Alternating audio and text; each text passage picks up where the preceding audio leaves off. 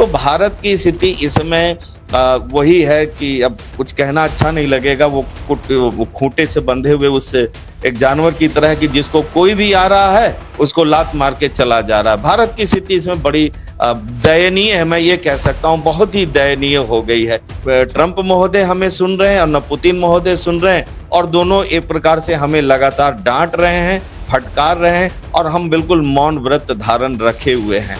और पाकिस्तान के साथ अन्य देश खड़े हैं। ठीक है, पाकिस्तान ने जो भी कार्रवाई की हमारे अगेंस्ट में सब कुछ किया, लेकिन अंतर्राष्ट्रीय मंच पे तो उसके साथ ज्यादातर देश खड़े नजर आ रहे हैं। इवन अमेरिका, ट्रंप महोदय ने कहा आई लव पाकिस्तान, कमाल की बात है।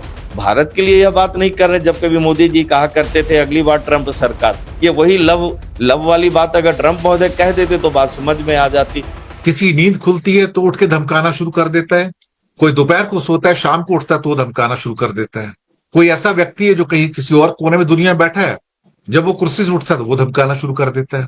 मुझे लगता है कि ये भी एक नया धंधा बन गया इस दुनिया के अंदर कि सुबह शाम थ्रेटन करो, धमकाओ। ट्रम्प साहब तो दिन में 3 बार करते हैं, जैसे डॉक्टर डोज लिखते हैं ना, सुबह दोपहर शाम, तो 3 डोज देते हैं वो ट्रम्प साहब। धमकी, 500% टैक्स लगा दूंगा, 30% लगा दूंगा, 50 लगा दूंगा। रूस से तेल ले लिया तो 100% टैरिफ भी लगा दूंगा, सैंक्शन भी लगा दूंगा, सेकेंडरी सैंक्शन लगा दूंगा। बहुत अच्छी। उसके बाद नेटो के चीफ मार्क रूट अमेरिका जाते हैं, पता नहीं क्या बातचीत करके आते हैं। ट्रम्प साहब एक दिन पहले कहते हैं कि अगर रशिया से तेल लेना नहीं छोड़ा तो मैं बर्बाद कर दूंगा और सैंक्शंस लगा दूंगा, सेकेंडरी सैंक्शंस लगा दूंगा। मार्क रूट जो कि सिर्फ नेटो के चीफ है, उनका तो कोई अधिकार क्षेत्र नहीं है। उन्होंने तो नाम लेके कह दिया कि भारत के प्रधानमंत्री, अगर आप में हिम्मत है तो आप खरीद के दिखा दो तेल और आप मेरी सैंक्शंस का इंतजार करो, 100% सैंक्शन लगाऊंगा आपके ऊपर। अब नेटो का कब से अधिकार आ गया भैया? नेटो तो कोई देश है नहीं। लेकिन आजकल क्या है ना, सब अपनी अपनी दादागिरी दिखा रहे हैं। हालांकि चाइना ने चाबी घुमाई तो आज सुबह की बात है, बल्कि अमेरिका की तो रात हो गई थी। ट्रंप का ऑर्डर आ गया था कि एनवीडिया के द्वारा जो सुपर स्पेशलाइज्ड जीपीयूज हैं, जो चिप्स हैं, जो चाइना के लिए बैन किए हुए थे, वो बैन ट्रंप साहब ने कल शाम को हटा लिया कि आप चाइना को ये सुपर स्पेशलाइज्ड जो एनवीडिया के चिप्स हैं आप एक्सपोर्ट कर सकते हो। लेकिन आप उधर से यूएनएससी के अंदर, चूंकि पाकिस्तान इस महीने का चीफ है वहां पर, तो कश्मीर का मुद्दा आ रहा है। हाँ, एक लेटेस्ट मुद्दा और निकल के आया चीन से कि जहां भारत ने सिंधु जल समझौते को सस्पेंड किया, तो चाइना का आज एक बड़ा स्टेटमेंट आता है, कहता है कोई देश ये ना समझे कि सिंधु कहां से बहती है, ये समझ लो सिंधु कहां से निकलती है। तो सीधी चेतावनी दे दी कि निकलती तो भैया मानसरोवर से, मेरे एरिया से है, तो फिर मैं फैसला कर सकता हूं कि सिंधु जल का क्या करना है। अब ये भारत को परेशान करने वाला है, क्योंकि भारत के अंदर सिर्फ सिंधु नदी ऐसी नहीं है जो वहां से निकलती है, ब्रह्मपुत्र भी निकलती है, और लोग अगर नहीं जानते सतलज भी वहां से आती है।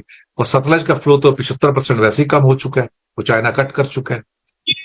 तो वेपनाइजेशन ऑफ ट्रेड हो रहा है, वेपनाइजेशन ऑफ आपके जो थ्रेट्स हैं वो भी आ रहे हैं, वेपनाइजेशन ऑफ वाटर भी हो रहा है। और जो नई धमकी दी है 50 दिन की ट्रंप साहब ने कि 50 दिन में टेबल पे आ जाए वरना बर्बाद कर दूंगा, ये रूस को कह रहे हैं। और रूस से तेल ले लिया तो मैं तुमको बर्बाद कर दूंगा। और चाइना को तो बर्बाद करना बड़ा मुश्किल है, क्योंकि इस बटी हुई दुनिया में अपने आप को अंडर प्रेशर पा रहा है। उसका नाम है नरेंद्र दामोदर दास मोदी। उसे ये नहीं समझ आता कि मैं लेफ्ट में जाऊं या राइट में जाऊं। लेकिन साथ में एक वाक्य और जोड़ देता हूं, रशिया की पॉलिसी में कल बहुत बड़ा पैराडाइम शिफ्ट आया है और भारत को दरकिनार किया गया।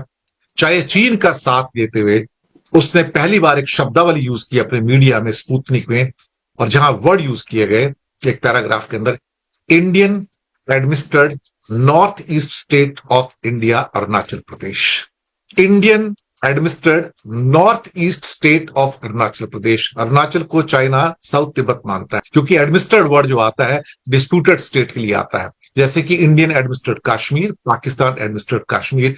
पहली बार रशिया मीडिया भारत के अरुणाचल प्रदेश को कहता है Indian administered north eastern state of India called Arunachal Pradesh. This is a big diplomatic defeat for India कि रशिया भी भारत से डिस्टेंस। लेकिन रूस, मुझे लगता है कि मैंने अपने जीवन काल में सिंस 1956 मैंने इतना वॉलेटाइल वर्ड कभी नहीं देखा है, इतना रेस्टलेसनेस देशों में मैंने कभी नहीं देखा, इतनी इनकंसिस्टेंसी स्टेटमेंट्स में और उनके कर्मों के अंदर मैंने कभी नहीं देखा। आई थिंक डिप्लोमेटिकली कहा जाए और लीडरशिप के डोमेन के बारे में कहा जाए, probably the worst leadership in this world right now we are witnessing, worst leadership. इससे बुरी लीडरशिप हो नहीं सकती, जिन्हें बोलने की तमीज नहीं है। गली मोहल्ले के जैसे वो दादा लोग होते हैं ना, छोटे मोटे गुंडे होते हैं, मवाली होते हैं, जिनको मुंबई में मवाली कहा जाता है। दे जस्ट बिहेविंग लाइक मवाली sir, it's not more than that sir. Green Marc वाला अगर फॉर्डर देंगे गायों को तो हम आपका माल ले लेंगे। जयशंकर का स्टेटमेंट है, वो यही कह रहा है कि the condemnation which should have been of Pakistan, indirectly नाम नहीं लिया, वो कंडेमनेशन नहीं निकल कर आ रहा है। अगर नहीं निकल के आ रहा तो आपकी कमजोरी है ना।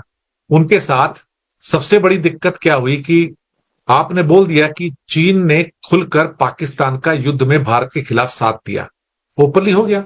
आपके डेप्टी आर्मी चीफ ने बोल दिया, राहुल सिंह ने भी बता दिया, और उसके बाद आप तुरंत चाइना जाते हो और वहां जाके कहते हो हमारे और चीन के संबंध लगातार सुधर रहे हैं और वो क्या कहते हैं, अच्छी बढ़ोतरी की ओर है। यार कैसे हो सकता है? अभी 4 दिन पहले तुम्हारा army chief, deputy army chief कहता है कि संबंध बिगड़ गए, तुम दुश्मनों के साथ मिले हुए हो, तुम्हारे दुश्मन है, नंबर 1 एनिमी है। आज तुम कहते हो मेरे उसके साथ संबंध सुधर रहे हैं। Every kind of nonsense is happening, I am telling you. आप क्यों नहीं कहते कि तुमने क्यों उसकी मदद किया?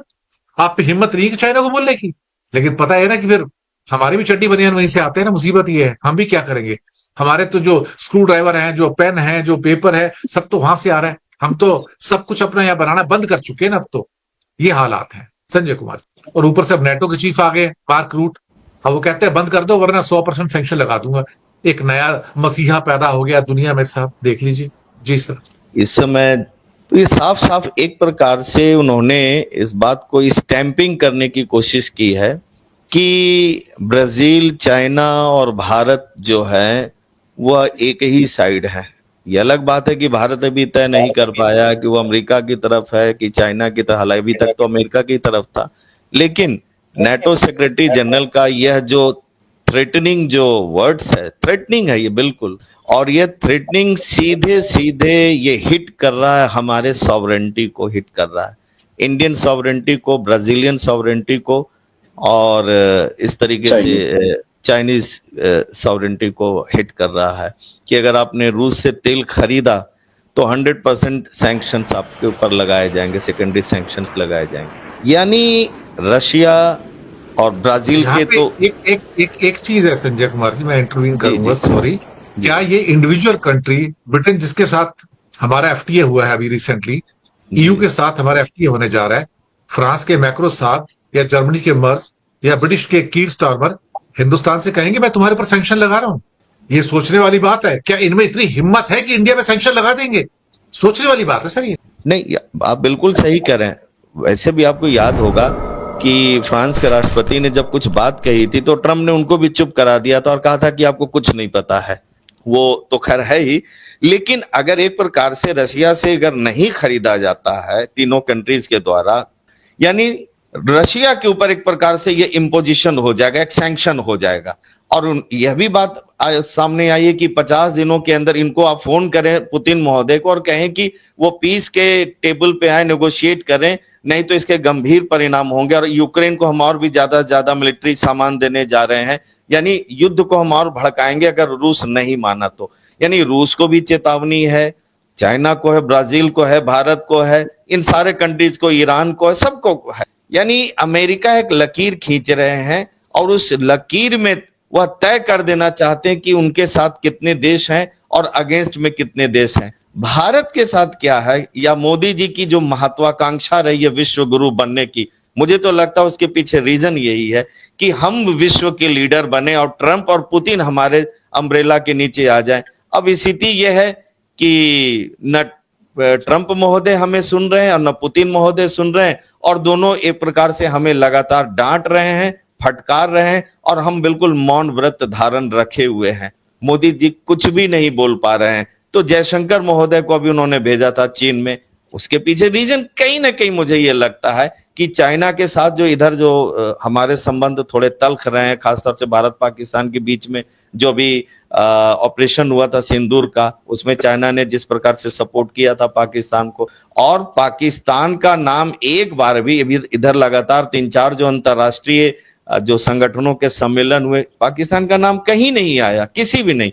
तो भारत को शायद ये बात समझ में आ रही है कि कहीं ना कहीं ये अलग थलग पड़ रहा है और पाकिस्तान के साथ अन्य देश खड़े हैं। ठीक है, पाकिस्तान ने जो भी कार्रवाई की हमारे अगेंस्ट में सब कुछ किया, लेकिन अंतर्राष्ट्रीय मंच पे तो उसके साथ ज्यादातर देश खड़े नजर आ रहे हैं। इवन अमेरिका, ट्रंप महोदय ने कहा आई लव पाकिस्तान, कमाल की बात है। भारत के लिए यह बात नहीं कर रहे, जब कभी मोदी जी कहा करते थे अगली बार ट्रंप सरकार, ये वही लव वाली बात अगर ट्रंप महोदय कह देते तो बात समझ में आ जाती।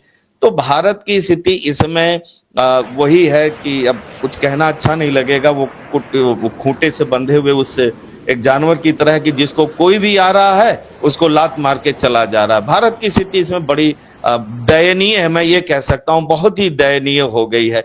और इस बात को शायद हमारे नेतृत्व नहीं समझ पा रहा, बेहद गंभीर स्थिति है।